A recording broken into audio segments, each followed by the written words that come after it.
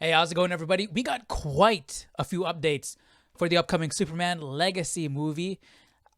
This is David Corenswet, the guy who's playing Superman. I wasn't sure if he was going to bulk up for the role or not, but he's definitely bulking up, man.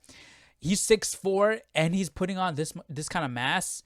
This is going to be a huge Superman. This worries me because now, what are we going to do for Batman? We got to get a Batman who is at least 6'4", I would imagine. You know what I mean? Like, if he's going to be this huge, Batman's got to be huge. He's going to set the tone for the rest of the Justice League, you know? But if we're looking at just as Superman, he's getting in shape, man. He's gonna look good. He's already got the face. He's got the face for it. Like, look at that. And then now he's getting the body, man. All right, so this is gonna be good. We got more casting news. Jimmy Olsen, and I don't know who this is. Eve Teschmacher. I haven't heard of her. I see that she was in Superman 1, which I have not seen yet. I know I definitely have to watch it. But Jimmy Olsen, that's spot on, dude. I was not expecting. Honestly, when I saw the name, right, I saw the casting, and they casted Skylar Gisondo as Jimmy Olsen. I'm thinking they race swapped Jimmy Olsen, but nah, that's just his name. So this dude, he looks like Jimmy Olsen. The only thing is he doesn't have like the bright red hair. I don't know what it is with Hollywood and not casting redheads, but I guess that could be considered redhead. You know what I mean? Like, it's still reddish, and his face, he looks like Jimmy Olsen. So I feel like that's spot on. This honestly is that's spot on too. I don't really know this character, but that's spot on. Now with the casting, here's where things get a bit iffy. I had a feeling they were gonna do this. This guy was in the running for Superman, Henry Cavill, Clark Kent. But they cast him as Lex. Nicholas Hoult. I don't know about this.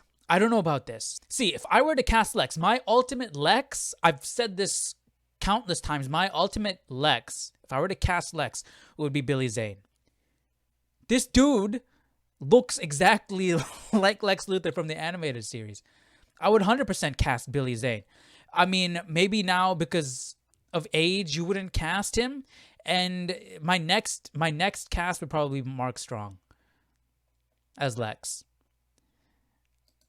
Well, actually, speaking of age, I don't even know the difference in age between these two guys. But Billy Zane would be such a dude. Look at that, man. Billy Zane and Mark Strong, they both would be crazy good Lexes, but Billy Zane would be my number one pick. And as we talked about in the video discussing what Michael Rosenbaum said to James Gunn in that podcast, what Michael Rosenbaum is the best live-action Lex Luthor, and he said he wanted Lex to have that gravitas, that charisma. You know what I mean? I don't see Nicholas Hoult doing that. Nicholas Hoult, he still has that nerdy kind of vibe to him. You know what I mean? Like, I don't see him. I see, like, this is Lex. Okay? I see Lex when I see that. I don't see Lex when I see this. You see what I'm saying? And I don't know if he can pull off the Lex. I don't want another Jesse Eisenberg type of Lex Luthor. I want a Lex Luthor that's like this. You know what I mean? I want that suave Lex. So this is the weak link for me here. If he can pull it off, that's great. But it looks like we're going with the younger Lex. We're going with the younger Superman. So they're obviously looking forward to the future. We're starting a whole new universe here. So we'll see. I got to see him bald. I got to see him in the outfit. I got to see that trailer. And maybe he'll prove himself. We'll see. This is also really interesting. This is what his production office looks like. James Gunn's production office. It's got pictures of Superman.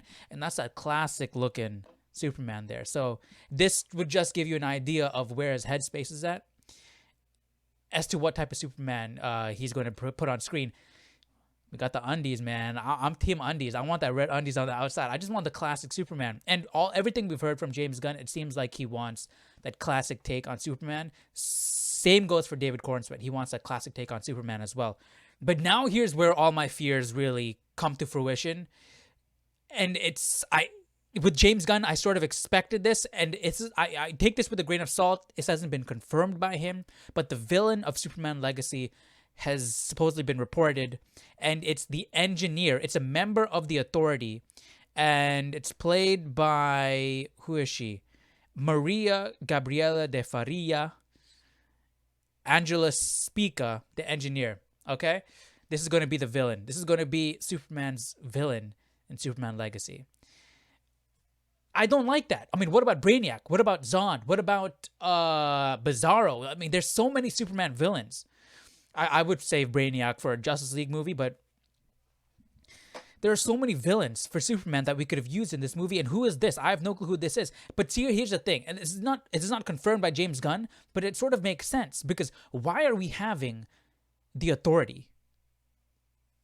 It makes no sense to have the Authority. Why are we having a knockoff Justice League movie in the DCU when we haven't even established the Justice League yet? It doesn't make any sense. So the placement of that movie makes no sense. Why is it in phase 1 of the DCU? Doesn't make any sense to me.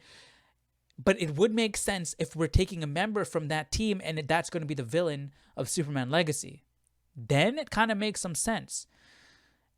And on top of that, James Gunn likes to pull all these obscure characters. Like, who knows this? What is this, like a female Blue Beetle? I don't know who this is. The engineer. She looks like Mystique and Blue Beetle put together.